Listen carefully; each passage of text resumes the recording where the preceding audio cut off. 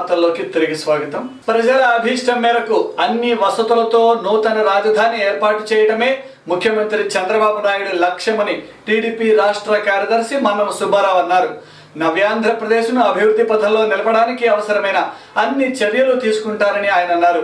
తెలంగాణలో కేసీఆర్ మీడియా స్వేచ్ఛపై ఆంక్షలు విధిస్తూ నియంతృత్వ పాలన కొనసాగిస్తున్నారని ఆయన అభిప్రాయపడ్డారు. ముఖ్యమంత్రి ప్రజాస్వామ్యాన్ని అపహాస్యం పాలు చేస్తూ పత్రికా స్వేచ్ఛను హరిస్తూ తన ఇష్టం వచ్చిన రీతిలో వ్యవహరిస్తున్నాడు.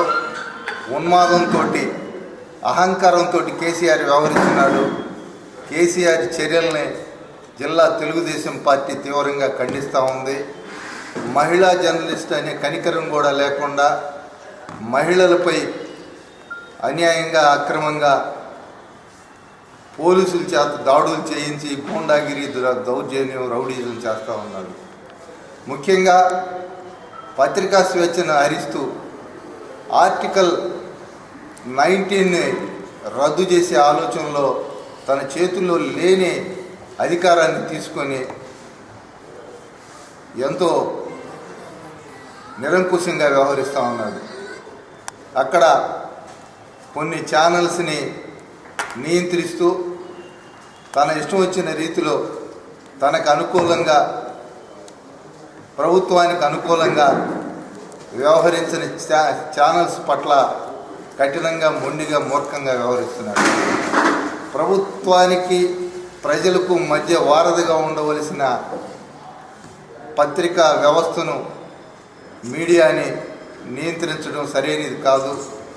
ఇప్పటికైనా కేసీఆర్ తన ధోరణి మార్చుకొని పత్రికా స్వేచ్ఛను కాపాడాలి, పత్రికా స్వేచ్ఛను బ్రతికించాలి, పత్రికా స్వేచ్ఛను హరించొద్దని చెప్పి మేము కోరుకుంటా ఉన్నాము.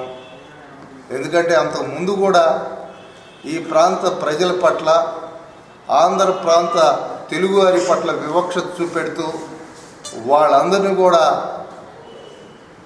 ఉచ్చి నీచాలు మరిచి తన తెలుగు వాళ్ళనే భావన కూడా లేకుండా తనకు సెల్యూట్ చేయాలా.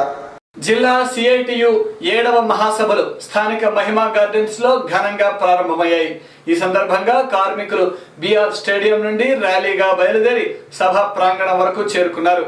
ప్రభుత్వం కార్మికుల సంక్షేమం విస్మరిస్తున్నదని, కార్మిక చట్టాలను నీరుగార్చే విధంగా చర్యలు తీసుకుంటున్నదని పలువురు వక్తలు వ్యాఖ్యానించారు. ఈ సందర్భంగా సభలో పాల్గొన్న ఎమ్మెల్సీ లక్ష్మణరావు కార్మికులను ఉద్దేశించి మాట్లాడారు.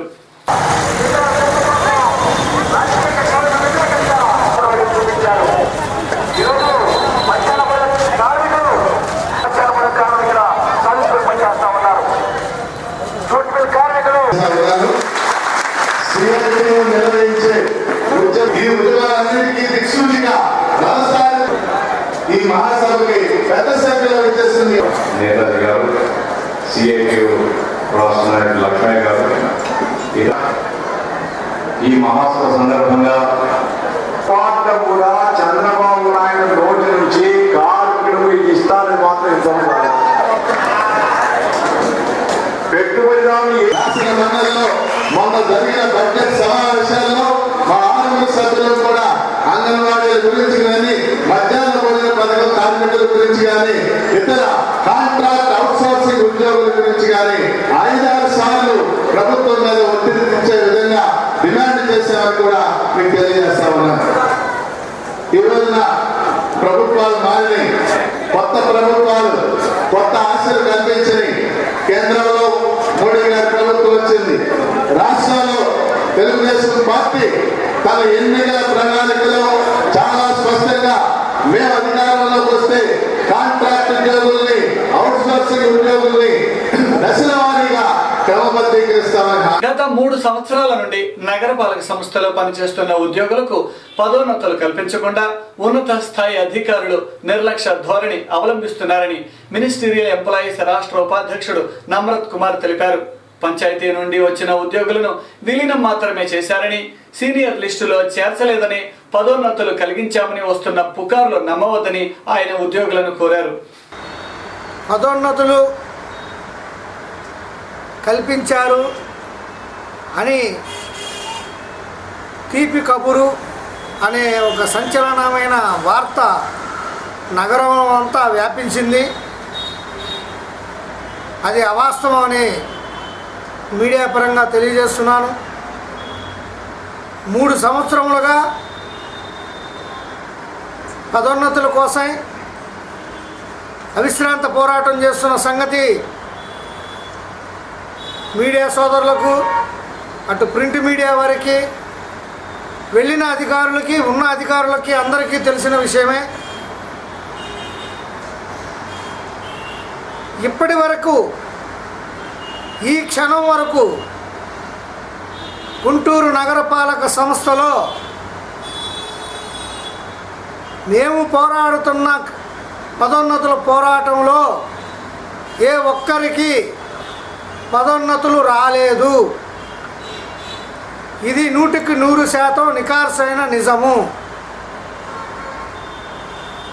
పదోన్నతులు కల్పించారు కరణం వెంకటేశ్వర్లు గారు, కానీ పదోన్నతులు కల్పించి ఆ స్థానాన్ని భర్తీ చేయలేదు. నాడు సుధాకర్ గారు చేసిన తప్పే కరణం వెంకటేశ్వర్లు గారు కూడా చేశారు. ఇలా తప్పిదాల మీద తప్పిదాలు చేసుకుంటూ వెళ్తూనే ఉన్నారు కమిషనర్లు అందరూ. సర్వీస్ రూల్స్ రీత్యా మేమేనాడో చెప్పాం, మరలా చెప్తున్నాం, త్వరలో సర్వీస్ రూల్స్ వస్తున్నాయి. క్యూటీవీ న్యూస్ ముగించే ముందే హెడ్లైన్స్ మరొకసారి.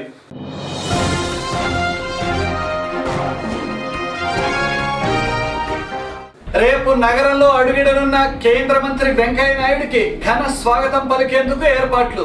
బీజేపీ అర్బన్ అధ్యక్షుడు ఆలూరి కోటేశ్వరరావు.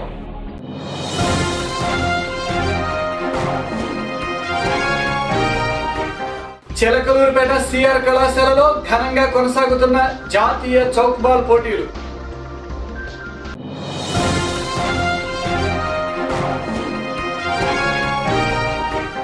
ఇంధన పొదుపు వారోత్సవాల సందర్భంగా విద్యార్థులకు చిత్రలేఖన పోటీలు. నెడకేప్ ప్రాజెక్టు డైరెక్టర్ హర్నాథ్ బాబు. ఇవి ఈరోజు విశేషాలు. మరిన్ని వార్తలతో మళ్ళీ కలుద్దాం. నమస్కారం.